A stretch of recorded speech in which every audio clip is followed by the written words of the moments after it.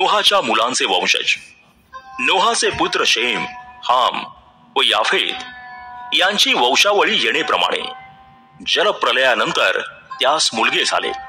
याफेताचे मुलगे गोमर, Magog, मादय, यावान, तुबाल, Meshech व तिरास. गोमेरचे मुलगे आशकनाज, रिपात व तोगारमा.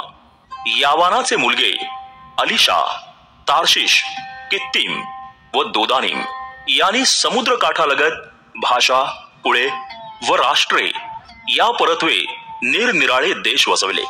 हामाचे मुलगे कुश, मिस्राईम, पुट व कनान. कुशाचे मुलगे सबा, हविला, साप्ता, रामा व साप्तका आणि रामाचे मुलगे शबा व ददान. कुशाला निम्रोद झाला. तो पृथ्वीवर महारथी होऊ लागला. तो परमेश्वरासमोर बलवान पारधी झाला. म्हणून निम्रोदासारखा परमेश्वरासमोर बलवान पारधी असे म्हणण्याचा प्रघात आहे. शिनार देशात बाबेल, एरक, अक्काद व कालने ही त्याच्या राज्याचा आरंभ होत. त्या देशातून तो पुढे अश्शुरास गेला व त्याने निनवे, रहोबोत ईर व कालही वसवली. तसेच निनवे व कालह यांच्या दरम्यान त्याने रेसन शहर वसविले. हेच ते मोठे शहर होय. मिस्राईस याला लुदीम, अनामीम, लहाबीम, नाप्तुहीम, पात्रुसीम, कासलुहीम अर्थात यांपासून पलिष्टी झाले व कफ्तोरीही झाले. कनान याला सिदोन हा पहिला मुलगा आणि हेत, यबुसी, अमोरी, गिरगाशी, हिव्वी, आर्की, शिनी, अर्वादी, समारी व हमाथी हे झाले. पुढे कनानी कुळाचा विस्तार झाला.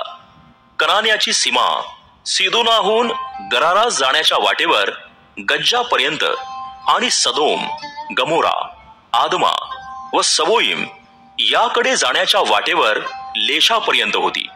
कुळे, भाषा, देश व राष्ट्रे या परत्वे वर सांगितलेली हामाची संतती होय. शेम हा सर्व एबर वंशाचा पूर्वज व याफेताचा वडील बंधू. यालाही संतती झाली. शेमाचे मुलगे एलाम, अश्शूर, अर्पक्षद, लुद व अराम.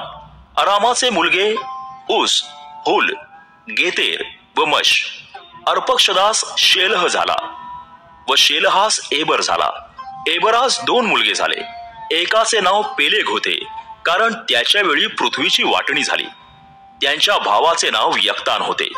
यक्तानास अल्मोदाद, शेलेव, हसरमावेत, येरह, हदोराम, उजाल, दिक्ला, ओबाल, एबिमाएल, शबा, ओफीर, हविला व योबाब असे मुलगे झाले.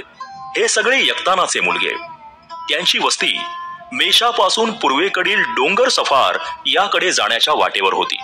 कुळे, भाषा, देश व राष्ट्रे या परत्वे ही शेमाची संतती होय. पिढ्या व राष्ट्रे या परत्वे ही नोहाच्या वंशजांची कुळे सांगितली आहेत. जलप्रलयानंतर त्यांची पृथ्वीवर भिन्न भिन्न राष्ट्रे झाली.